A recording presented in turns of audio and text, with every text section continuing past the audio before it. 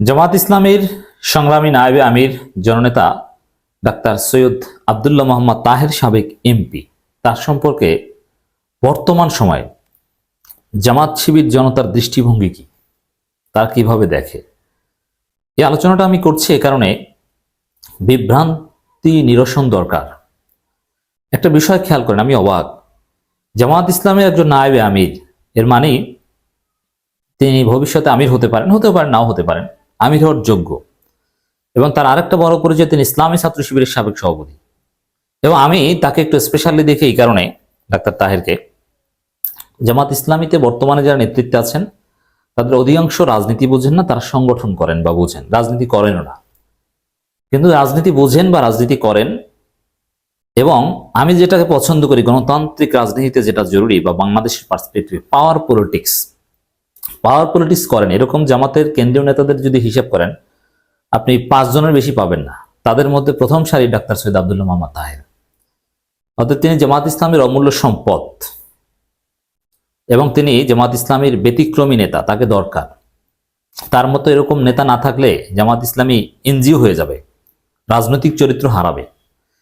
অতএব তার সম্মান, মর্যাদা, তার গুরুত্ব জামাত ইসলামীতে থাকুক, এটা আমরা চাই। যার ফলে এই আলোচনাগুলো, আপনারা জানেন যে আমি কথা বলছি সাংবাদিক ইলিয়াসের যে অভিযোগ, তার বিরুদ্ধে যে ভারতের লবিং মেনটেন করে চলেন এবং সাংবাদিক নাইমুল ইসলাম খানকে বাসায় জায়গা দিয়েছেন, ভারতে পালাতে সহায়তা করেছেন, এই অভিযোগ নিয়ে কথা বলছি।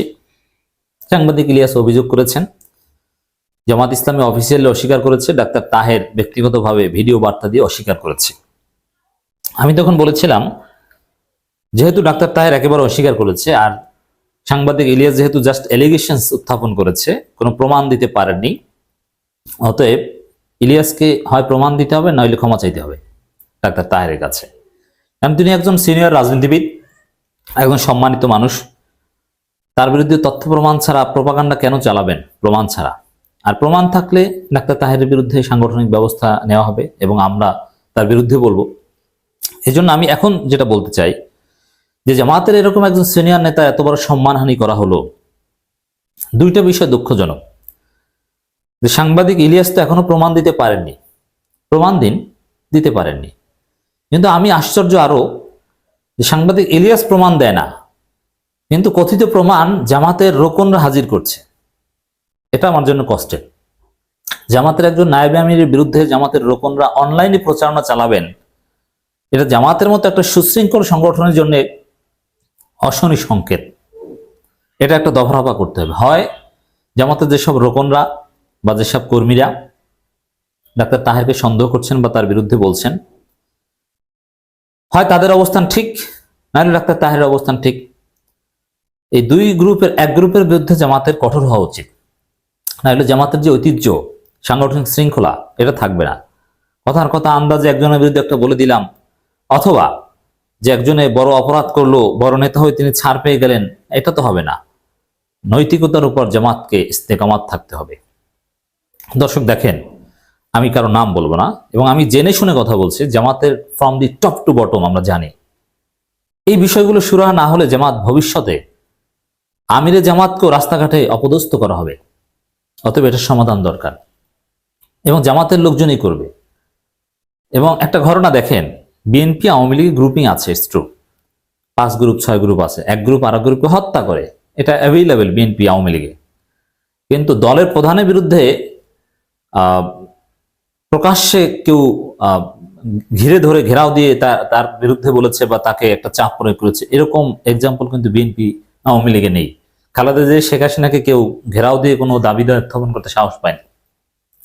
কিন্তু আমিরে জামাতকে কিন্তু শিবিরের ছেলেরা শাহবাগে জাতীয় জাদুঘরে তাকে বিব্রত করেছে, তার কথার মধ্যে ইন্টারাপ্ট করেছে এবং শাহবাগীদের বিচার চাইতে ব্যর্থতার কারণে তাকে ঘেরাও দিয়ে স্লোগান দিয়েছে এবং পরবর্তীতে আমিরে জামাত তাদের দাবি মেনে নিয়ে বিজয় দিবসে বক্তব্য দিয়েছেন, শাহবাগীদের বিচার চাই।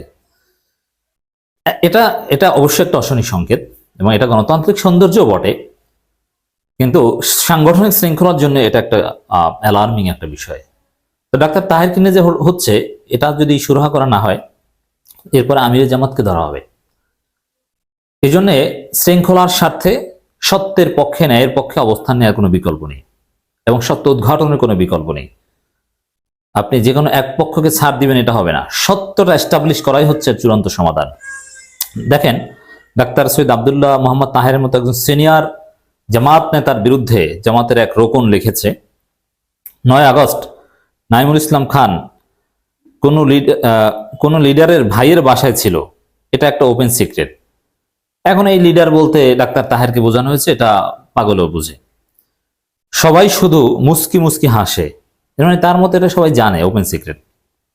কতদিন পর যখন বাজারে চলে আসবে তখন আবার ফতোয়া দিয়েন না, আল্লাহ রাসূল সাল্লাল্লাহু আলাইহি ওয়াসাল্লাম তো আবু সুফিয়ানের ঘরকে নিরাপদ বলেছিলেন। জামাতের এই রোকন জোরালোভাবে দাবি করেছেন তার এই বক্তব্যের ব্যাখ্যা according to me, doctor Taher অবশ্যই আওয়ামী লীগের সাথে লিয়াজু মেনটেন করে চলেছেন এবং তার গোচরেই নাইমুল ইসলাম খানকে জায়গা দেওয়া হয়েছিল। তার বাসা তার ভাইয়ের বাসা, এর মধ্যে তেমন পার্থক্য নেই, এটা বোঝাতে চেয়েছেন। দেখেন, ইলিয়াস সাহেব যে প্রমাণ দেননি, আমি ইলিয়াসের বক্তব্য শুনিনি যে ডাক্তার তাহের ভাইয়ের বাসায় নাইমুল ইসলাম ছিলেন। ইলিয়াস কিন্তু এই প্রমাণ এখনো দেননি, কিন্তু জামাতের রোকনরা কিন্তু প্রমাণ দিয়ে ফেলেছেন। যদি প্রমাণ বা মানে তারা দাবি করছেন, হ্যাঁ, এখন এবং এমন ভাবে বলছেন যে এটা সবাই জানে, কিন্তু ভাই আমি জানি না। এই জন্য আমি বলবো, আমি যেহেতু জামাত ইসলামী এদের সম্মান করি, হ্যাঁ, ভোরের উঠতে কাউকে মনে করি না, অতীতেও ডাক্তার তাহেরের বক্তব্যের সমালোচনা করেছি, করব, দ্যাটস ডিফারেন্ট। কিন্তু আমি এখন মনে করি যে তিনি জুলুমের শিকার, তিনি মজলুম, তার বিরুদ্ধে প্রপাগান্ডা হচ্ছে, কিন্তু বিশ্বাসযোগ্য কোনো প্রমাণ প্রপাগান্ডার পক্ষে দাঁড় করাতে কেউ পারেনি।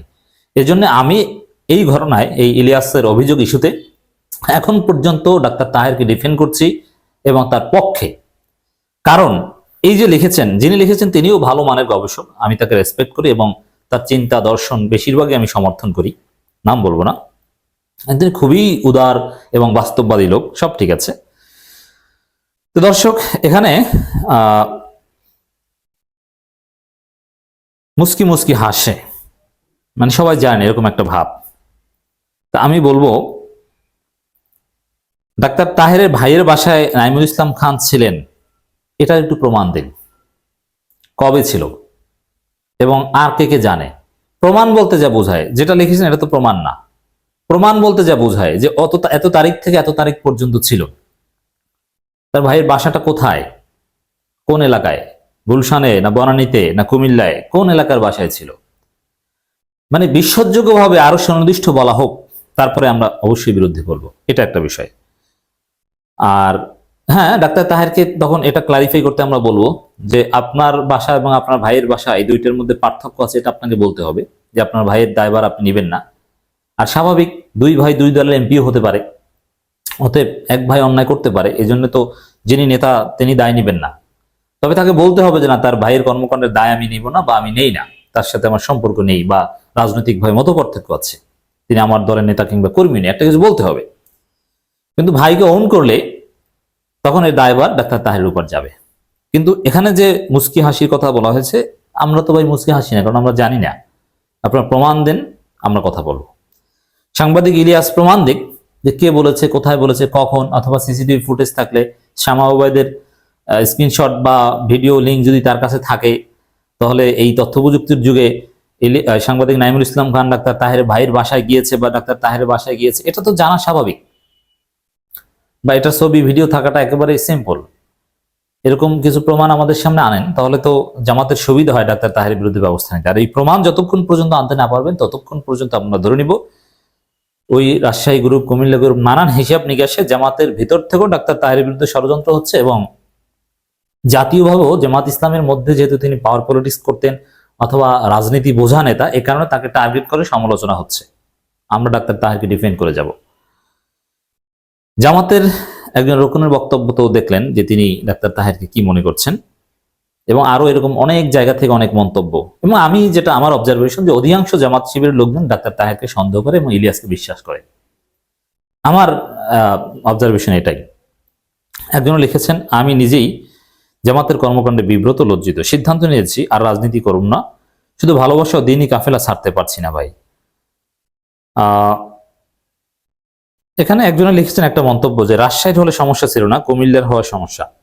এর মানে রাজশাহীর লোকজন, রাজশাহী বেল্টের জামাতের লোকজন তারা নাবিল গ্রুপের সাথে কানেক্টেড থাকলে, এস আলম গ্রুপের দালালি করলে সেটা নিয়ে কেউ লেখে না, আর কুমিল্লার লোকজনের বিরুদ্ধে অভিযোগ করলে প্রমাণ ছাড়াও লিখতে পারেন। এটা কিন্তু তাৎপর্যপূর্ণ মন্তব্য, অত্যন্ত তাৎপর্যপূর্ণ মন্তব্য।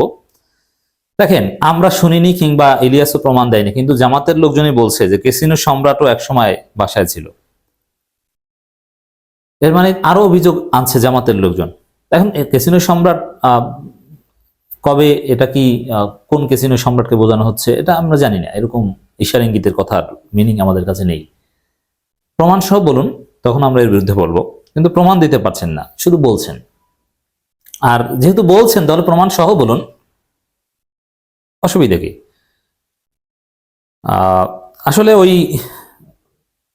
আঞ্চলিকতার বিভিন্ন হিসাব নিকাশের একটা শিকার এখানে ডাক্তার তাহের হয়ে থাকতে পারেন। তিনি এখন, আমার কাছে তিনি এখন মজলুম, তিনি ভয়ানক জুলুমের শিকার, এবং তার মানসিক অবস্থাটা আমি বুঝি যে এভাবে তার বিরুদ্ধে প্রোপাগান্ডা চালানো হচ্ছে। জামাত শিবিরের লোকজনেই তাকে সন্দেহ করছে, এটা কষ্টের। অপরাধী হলে ভিন্ন কথা, কিন্তু আমার মনে হয় না যে তার বিরুদ্ধে অভিযোগ সত্য। একজন লিখছেন তাহের সাহেবের ছোট ভাই ওরফে ছোট সাহেবের বাসায় ছিলেন, এটা গোপন টু ওপেন। আচ্ছা, সবাই বলছেন ওপেন ওপেন, ঠিক আছে, বলেন না ভাই, আমাদেরকে আরেকটু জানান। আমাদের কাছে তো মোটেও ক্লিয়ার না, আমরা তো অনেক কিছু জানি। লিডার তো বলছে জীবন কখনো সরাসরি দেখেন না, এটা কি মিথ্যা ছিল? এটাও কটাক্ষ করে একজনে নোট অফ এক্সক্লামেশন দিয়ে লিখেছেন। একজন লিখেছেন কিছু বললে শপথ শেষ, এই ভয়ে এখন সব বলা বন্ধ করে দিয়েছে। এর মানে তিনি ডাক্তার তাহেরকে সন্দেহ করেন, কিন্তু বলতে পারছেন না, তিনি রোকন, এটা মনে হয় তার মন্তব্যে।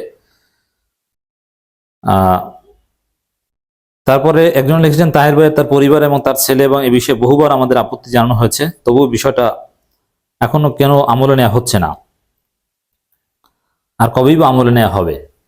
জামাতের লোকজন তার বিরুদ্ধে 2001 সাল থেকে 2006 সাল পর্যন্ত ক্ষমতা থাকাকালীন লিডারের ছোট ভাইকে নিয়ে অত্যন্ত সমালোচনা হতো তার এলাকায়। হ্যাঁ, সমালোচনা টুকটাক হওয়াটা স্বাভাবিক, আর পাওয়ার পলিটিক্স করতে গেলে এরকম কিছু অভিযোগ আসবে, কিন্তু আপনি যে অভিযোগ করছেন এটা সত্য কিনা সেটা বলতে হবে আপনাকে। বাজারে আসা পর্যন্ত অপেক্ষা করা দরকার, তাহলে সুন্দরভাবে আরো গুছিয়ে পোস্ট করতে পারতেন। রাইট, বাজারে আসতে হবে, না হলে এটা বলাটা অন্যায়। ওপেন সিক্রেট না রেখে প্রমাণ সহ উপস্থাপন করা সত্যবাদীর কাজ। আমরা ওই কথাটাই বলবো যে প্রমাণ দিতে হবে। আর একজন লিখেছেন, দেখেন জামাত শিবিরের কিছু কিছু লোকের দৃষ্টিভঙ্গিটা দেখেন। ইলিয়াস হোসেন বলছে ব্যাপারটা পুরোপুরি বিশ্বাস করতে পারলাম না, তবে আপনি বলার কারণে, মানে জামাতের রোকন বলার কারণে বিষয়টা 100% নিশ্চিত। এর মানে জামাতের লোকজনই ডাক্তার তাহেরের বিরুদ্ধে অভিযোগ বিশ্বাস করাচ্ছে। ফ্যাসিস্ট পুনর্বাসন জিন্দাবাদ, নাইমুল ইসলাম খানকে রোকন বানানোর উদ্যোগ হতে পারে, এরকম নানান কথাবার্তা বলা হচ্ছে। একটা বড় অংশ ডাক্তার তাহেরকে সন্দেহ করছে। এজন্য আমি বলবো যে দুই পক্ষের এক পক্ষের বিরুদ্ধে ব্যবস্থা নেওয়া দরকার, দুই পক্ষের এক পক্ষকে প্রমাণ দিতে হবে। ডাক্তার তাহেরের নিজের অবস্থান ক্লারিফাই করেছেন, তিনি অস্বীকার করেছেন। এখন যারা তাকে দোষী করছেন তারা প্রমাণ দিন, প্রমাণ দিলে তো সংগঠন বাধ্য হবে তার বিরুদ্ধে ব্যবস্থা নিতে। এখন পর্যন্ত যেহেতু প্রমাণ দিতে পারেনি, আমি বিশ্বাস করব ডাক্তার তাহেরের বিরুদ্ধে ষড়যন্ত্র হচ্ছে, প্রোপাগান্ডা চালানো হচ্ছে, তিনি নির্দোষ এই ক্ষেত্রে।